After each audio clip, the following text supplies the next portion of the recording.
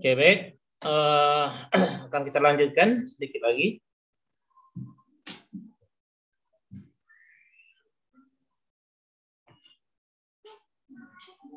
Oke, terlihat sekarang ini?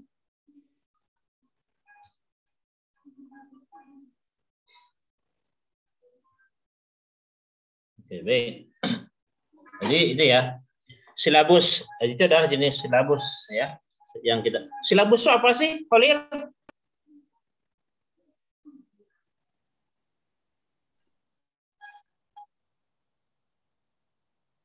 Rancangan belajar. Macam lesson plan dong. Ya, termasuk di dalamnya bagiannya ya. Siapa yang ngajar silabus, siapa? Dari siapa akan belajar ini? Dosennya?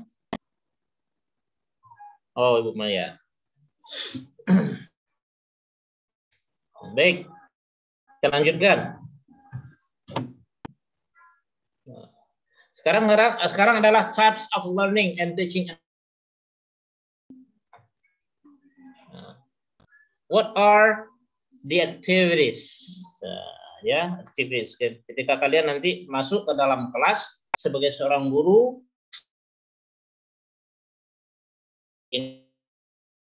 kan mulai aktivitas siswa ya.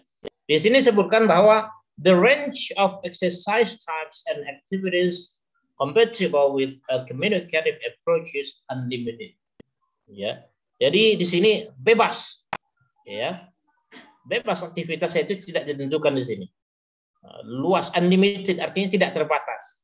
Kalau sebelum-sebelumnya approach ataupun method yang kita pelajari sebelumnya itu kan terbatas pada aktivitas tertentu saja. Tapi di sini unlimited ya. Provided that such exercises enable learners to attain the communicative objectives of the curriculum. Ya, asalkan selama itu selama itu ya bisa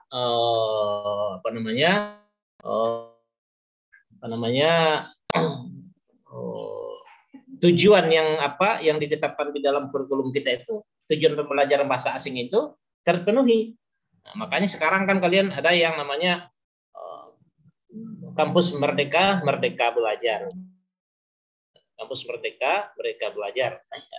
Artinya kalian itu sekarang bisa menentukan sendiri boleh gitu ya, boleh mengambil aktivitas pembelajaran di luar. Nah, selama tujuan pembelajaran itu atau apa yang kita inginkan dari siswa itu dapat terpenuhi ya. Jadi di sini guru itu memberikan keleluasaan kepada siswa ya untuk menentukan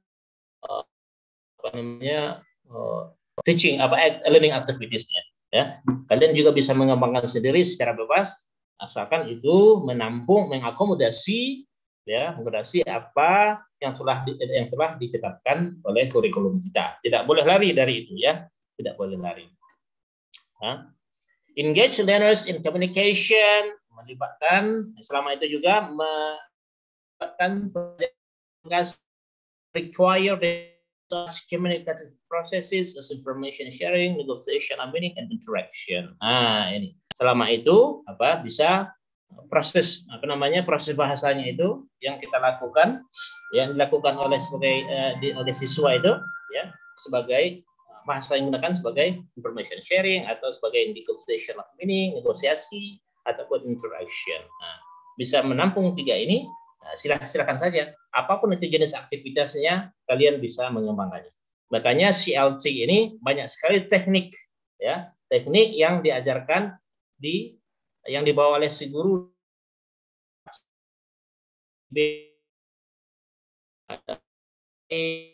Simulasi macam-macam ya kan, kayak simulasi kita lagi di contohnya tadi di hotel misalkan ya kan, atau simulasi di hotel menanyakan informasi tentang check in, check out gitu kan, menanyakan ruangan-ruangan tertentu yang ada dalam hotel. Itu kan adalah komunikatif ya, sebagai information sharing. Negotiation of meaning apa? Negotiation of meaning nanti misal apa namanya menanyakan penggunaan gedung misalkan. Penggunaan gedung kita pengen untuk rapat misalkan begitu kan. Nah, di sana kita tidak punya ruang rapat Pak, gini sampai kalian nanti sampai pada satu titik di mana apa namanya ada kesepakatan antara kalian dan pihak hotel. Itu namanya negotiation of meaning. Kemudian interaction itu adalah sebagai interaksi. Kemudian main activity types in CLT. Ini yang harus kita pahami ya. Di sini kita lihat namanya eclectic-nya itu ya, terintegrasi antara teori dengan praktek ya. Kalau fluency ini main activity-nya ya di CLT itu fluency. Creating classroom activities in which student must negotiate meaning, use communication strategies, correct misunderstanding, and work to avoid communication breakdowns. Ya, kita lihat di sini ya, aktivitas utama. Jadi yang harus kalian ini perhatikan ketika ini CLT diterapkan. Ada namanya fluency. Fluency itu apa? Kalau secara harfiah apa itu fluency itu? Artinya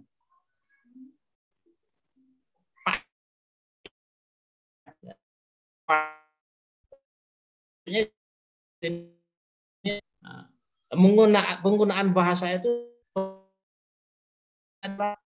di sini some activities in which student must negotiate meaning. Jadi si siswa itu kita arahkan untuk melakukan namanya negotiation of meaning. Negotiation of meaning sana apa? Bisa berdebat gitu kan. Bisa menyampaikan suatu pendapat, menyampaikan suatu pemahaman itu apa namanya yang kita berikan kepada siswa ya. Use ada penggunaan di dalam komunikasi ya. Ya, strategi komunikasi kan ya, bagaimana kita misalkan untuk menjadi seorang public speaking, bagaimana kemudian dalam debate, bagaimana menyatakan pendapat, bagaimana menolak pendapat, bagaimana ya untuk misalkan bertanya ulang, bagaimana itu kan communication strategy. Correct misunderstanding ya, kemudian juga correct misunderstanding, membenarkan kesalahpahaman ya, kesalahpahaman. Jadi bukan correct language di sini, bukan membetulkan bahasanya, tapi misunderstandingnya. And work to avoid communication breakdowns, dan juga bekerja untuk menghindari breakdown itu adalah gagalnya suatu komunikasi ya. Jadi komunikasi itu jangan sampai gagal. Saya berbicara dengan kamu A si B, ya kan? Mereka berkomunikasi kemudian langsung terputus misalkan karena keterbatasan bahasa. Dalam CLT itu tidak boleh di sana. Ya, komunikasi harus terjalin, ya kan? Walaupun dengan keterbatasan bahasa. Itu nanti akan ada peran guru nanti ya, bagaimana itu bisa diwujudkan. Kemudian yang kedua, accuracy creating correct examples of language use. Kalau ini adalah menciptakan atau di dalam kelas itu kita memberikan teori-teori tentang penggunaan atau contoh-contoh penggunaan bahasa yang benar. Jadi ini ada dua aktivitasnya ya. Dua aktivitas, kalau kita lihat yang pertama itu lebih kepada prakteknya di real world ya, di dunia nyata, in the real context atau di konteks yang sebenarnya ya. Sedangkan yang kedua accuracy itu lebih kepada contoh penggunaannya bagaimana. Jadi itu main activity type CLT ya.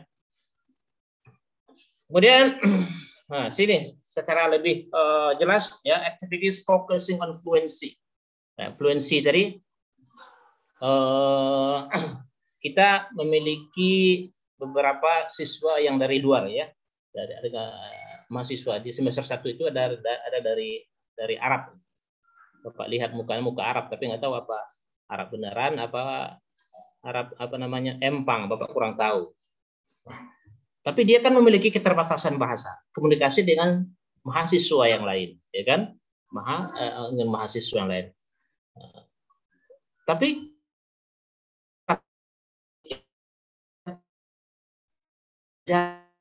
tetap ada semacam di sana. Itu adalah contoh daripada tentang fluency ini. Jadi aktivitas yang pertama, reflect natural use of language, ya, penggunaan bahasa yang natural. Bagaimana sih kalian ngomong dalam bahasa ibu kalian? Nah, itu ininya, ya. Jadi tidak dengan bahasa-bahasa yang menjawab itu dengan bahasa hafalan, tidak, tapi natural di sini, ya. Itu fokus yang pertama. Yang kedua, aktivitasnya, ya, fluency itu focus on achieving communication. Fokus on achieving communication. Fokus untuk achieving communication. Ya, achieving communication itu pencapaian satu komunikasi, ya. Tadi sebelumnya kita bahwa jangan sampai komunikasi itu gagal, ya.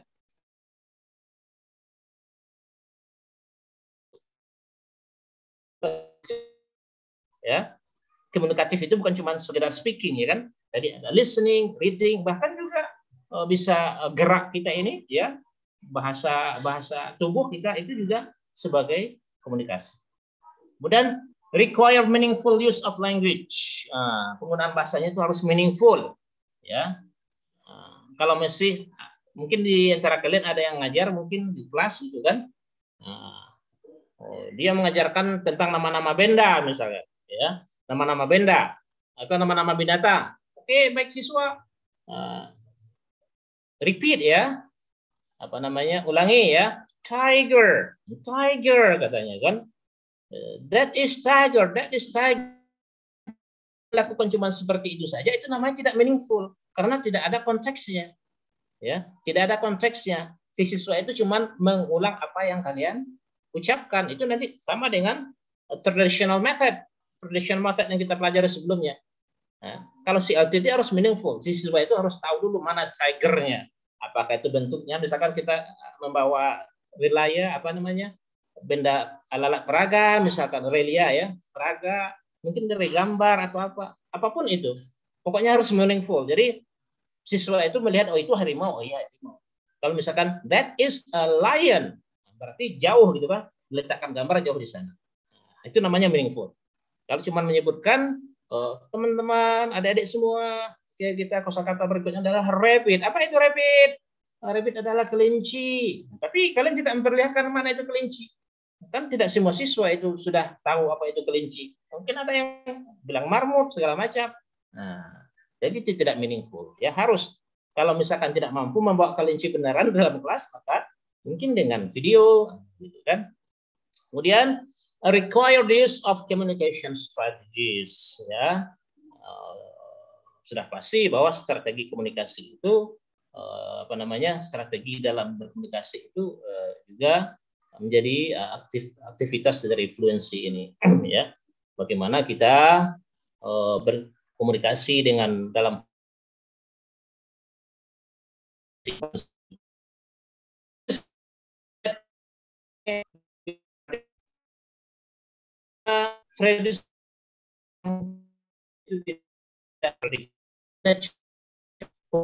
natural, bahasa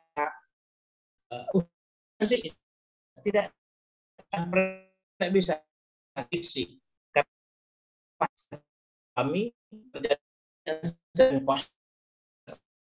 keluar saya.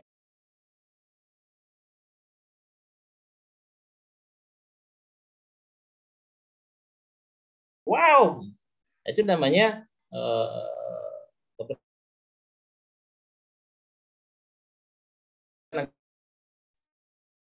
kemudian link language used to content, ya. Jadi mengajarkan bahasa, ya, selalu kita hubungkan dengan konteks. Nah, kita ajarkan dengan konteks. Konteks ini bahasa kita ini apa ini? Formal, tidak formal. Kalau misalkan menggunakan kata formal, maka hubungkan, mungkin kita membuat suatu simulasi, gitu kan? Simulasi itulah namanya konteksnya. Ketika berbicara dengan polisi bagaimana? Ya kan? Kosakatanya apa yang dipakai? Nah, di sana itu namanya konteks, sesuaikan dengan konteksnya. Berbicara di pasar bagaimana? Ya, kalau di pasar kan kalau kita lihat orang-orang yang okem-okem di pasar itu bahasanya kan kasar kasar sekali gitu kan, kasar sekali menggunakan nama-nama binatang segala macam ya. Tapi sebenarnya itu belum tentu menunjukkan arti sebenarnya. Maaf ya, misalkan ada yang bilang goblok katanya, itu goblok itu belum tentu arti yang sebenarnya kadang-kadang. Ya. Ada dua teman yang dekat gitu ya, mereka goblok, kambing gitu. Tapi itu kalau dilihat dari apa namanya,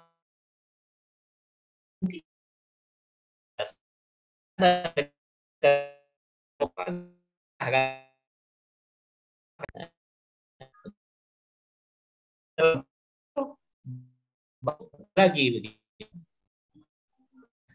Kemudian yang apa tekniknya itu yang karena figur ya,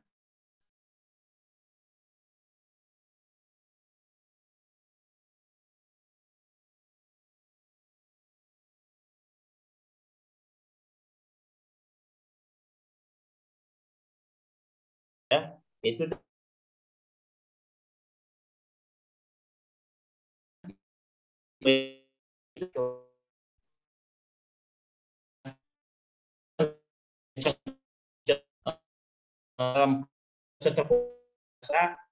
berikan oke. Nah, itu ya,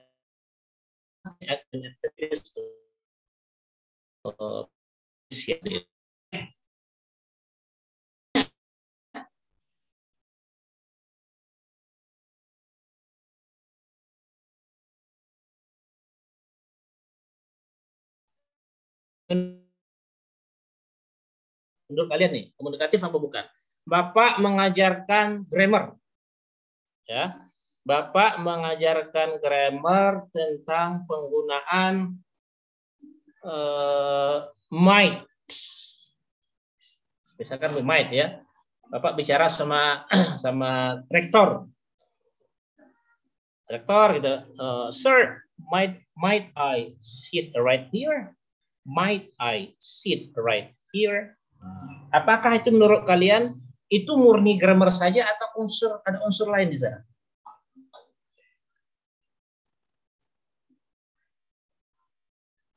Might itu sama dengan may ya, may ya, bentuk pasalnya adalah might. Kalau can, could, atau sir, Pak Rektor, could I sit here? Nah, menurut kalian itu murni grammar atau structure saja atau ada unsur komunikatif yang dimasukkan di dalamnya? Ada, Pak. Ada. Kenapa? Apa itu alasannya? Minta izin buat duduk. Minta izin buat duduk, kita menggunakan bentuk past tense yaitu could ya. Oke, kalau sama teman mungkin kita menggunakan can gitu kan. Nah, itu nanti apa? Dalam konteks kenapa Bapak menggunakan could itu? Nah, konteksnya adalah Bapak lagi ngobrol sama seseorang petinggi, seseorang rektor yang harus kita hormati. Berbeda kalau saya ngomong sama kalian ya kan, can I sit here? Okay, sir, please. Nah, jadi itu adalah contoh ya. Itu dalam sisi nanti itu konteks akan ada semiotiknya, itu kan nanti ada pragmatiknya. Jadi komunikatif itu teman-teman sekalian bukan cuma sekedar speaking saja ya, tapi melibatkan 4 skill itu tadi yang dalam pembelajaran bahasa, listening, speaking, itu semua masuk ke dalamnya. Jadi jangan nanti terkecoh bahwa komunikatif itu adalah khusus pada speaking sehingga kalian tiap hari ngasih dialog aja ke dalam kelas. Tidak seperti itu. Oke, jadi luas sekali. Baik. Ada yang kira-kira bisa dipahami nggak ini Sri Rahma?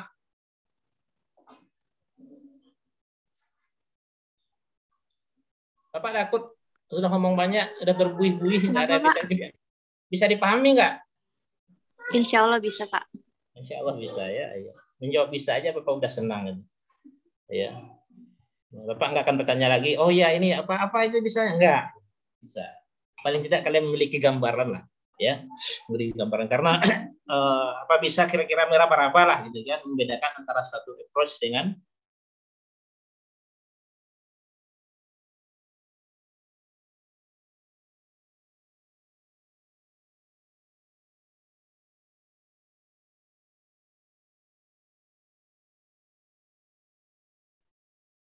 Fatimah, bisa dipahami? Bisa, Pak. Oke. Ya. Baik. Si Ina Syafitri, Bisa, Pak. benar. Ya Allah. Ya. Oke, baik. Sebelum Bapak akhiri semuanya turn on kamera dulu, memastikan bahwa kalian masih hidup.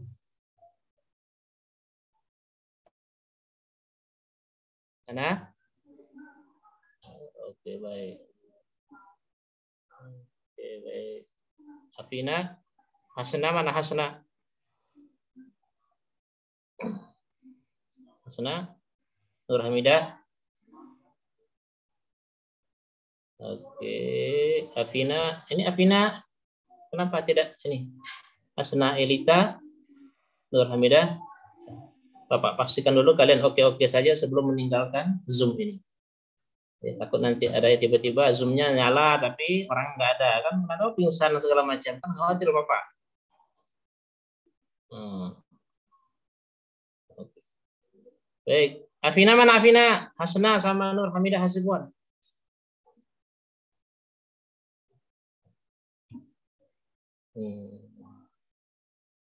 Oke, baik. Teman-teman sekalian, untuk minggu depan ya, untuk minggu depan Bapak akan presentasi lagi sekali lagi tentang CLT ini, tapi lebih kepada prakteknya, aktivitasnya dalam kelas ya. Kita tadi belum menyinggung masalah role, teacher role, ya, teacher role dan student role. Apa peran guru di dalam kelas CLT itu apa? Kan? Kalau di CLT peran guru itu adalah apakah teacher centered atau student centered. Nah, itu akan kita bahas, ya kan? Kemudian si siswa itu juga cuma memberikan menerima apa yang diberikan oleh si guru atau bagaimana. Nah, itu akan kita bahas minggu depan. Setelah minggu depan selesai tentang CLT ini, baru nanti yang presentasi akan Bapak tugaskan, atau mungkin ya, atau mungkin yang belum presentasi semuanya bikin video presentasi tentang CLT. Itu yang belum, ya. Karena kan kita pertemuannya tinggal sedikit lagi nih, tidak mungkin semuanya tampil. Jadi nanti sisanya itu akan membuat sebelum pertemuan berakhir video tentang CLT presentasi. Ya, nanti dikirimkan ke Bapak. Semuanya dapat giliran. Oke. Kalau sebelumnya adalah kelompok, maka yang ini adalah masing-masing, yang belum presentasi. Baik, ada yang bertanya? Tidak ada? Ini yang baru masuk siapa ini? Angkat tangan. Yang jujur, yang baru masuk. Siapa? Alwan, Pak. Alwan, siapa? Ngapain kamu masuk kalau udah terlambat begini? Tadi saya di jalan, Pak, lagi ngelayat. Mau masuk jam. Selain Alwan, siapa lagi? Ini namanya kedeteksi di sini. Ya masuknya jam berapa? Ayo, yang lain yang ngaku. Kan yang pertama tadi Halilullah masuk. Kemudian Sri Rahma terbaca semua di sini. Siapa yang baru masuk lagi? Hasna.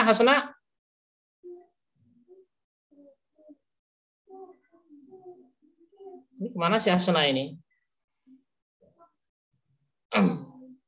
Hasna ada? Jumatan. Memang dia cewek apa cowok? Hah? Cewek. Yang ini nih khawatir. Kan itunya nyala, tapi orang nggak ada. Afina mana Afina? Suara pun tidak ada. Ini ada yang baru masuk juga. Oke, baik. Silakan ditulis namanya di chat.